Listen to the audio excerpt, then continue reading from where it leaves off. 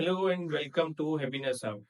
दोस्तों, आज हम बात करेंगे बड़े सगीर की अजीम तरीन मुसलमान हुकूमत यानी सल्तनत मुगलिया, मुगल एम्पायर की। तारीख इस्लाम के शाही खानदानों के अरूजो जवाल का अगर मुतालिया करें तो इनमें दो खानदान दूसरी सदी हिजरी में बनु अब्बास, 16वीं सदी ईस्वी में मुगलिया खानदान ऐसे मिलते हैं जिन्होंने अपने दौरे अरूज में तरक्की की इंतहाओं को छू लिया और जमाना जवाल में ऐसी पस्ती में गिरे कि जिसकी मिसाल नहीं मिलती।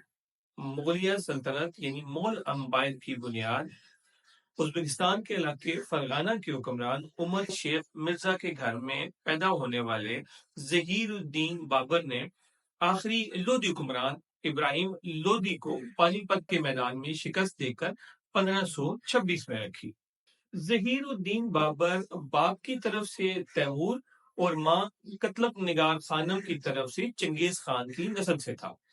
यूं जहीरुद्दीन बाबर की रकम में दो अजीम तरीन फातहीन का खून दौड़ रहा था। इस मुगल सल्तनत का इख्तिताम 1857 की जंग आजादी के बाद अंग्रेजों के हाथों हुआ, जिसमें जहीरुद्दीन बाबर से लेके बहादुर शाह जफर तक 19 हुक्मरानों ने हुक्मरानी की और इनका दौर बनता है तकरीबन 331 साल।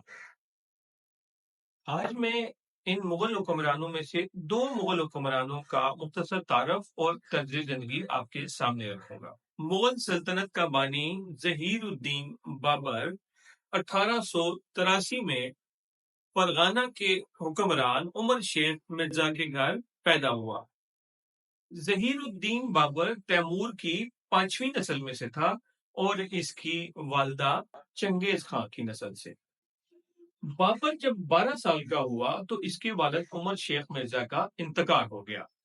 उसके बाद 11 साल तक बाबर ने इंतहाई संगीन हालात का मुकाबला किया, क्योंकि चचा और मामू ने शोरश बर्पा कर दी तो बाबर को जंगलों में छुपकर अपनी जिंदगी गुजारनी पड़ी और बिलाखिर 1504 में बाबर बल्ख और काबल की हुकूमत लेने में कामयाब हो गया। जहीरुद्दीन बाबर ने 1526 में इब्राहिम लोदी को पानीपत के मैदान में शिकस्त देकर मुगलिया सल्तनत की बुनियाद रखी। बाबर ने अपने से 10 गुना बड़ी फौज से लड़कर ये जंग जीती। जहीरुद्दीन बाबर ने पानीपत की लड़ाई में तोपों और बारूद का इस्तेमाल किया, जबकि उसके मुकाबले में इब्राहिम लोदी ने हाथियों का इस्तेमाल किया। अब हुआ यूं कि तोपों की घन गिरज से हाथी बिदक गए और अपनी ही फौज पर चढ़ दौड़े। इस तरह अपने ही हाथियों ने अपनी ही फौज को कुचल के रख दिया। इब्राहिम लोदी मारा गया और बाबर फातेह करार पाया। यूं जहीरुद्दीन बाबर ने अपनी फतुहात का सिलसिला जारी रखते हुए काबुल से बंगाल तक और हिमालय से ग्वालियर तक मुगलिया सल्तनत को फैला दिया।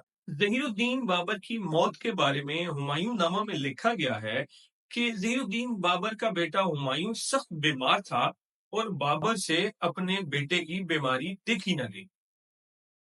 बाबर ने हुमायूं की चरपाई के गिर्द चक्कर लगाया और ये दुआ की कि ऐ परवरदिगार, मेरे बेटे की बीमारी मुझे दे दे और मेरे बेटे को तंदुरुस्त कर दे।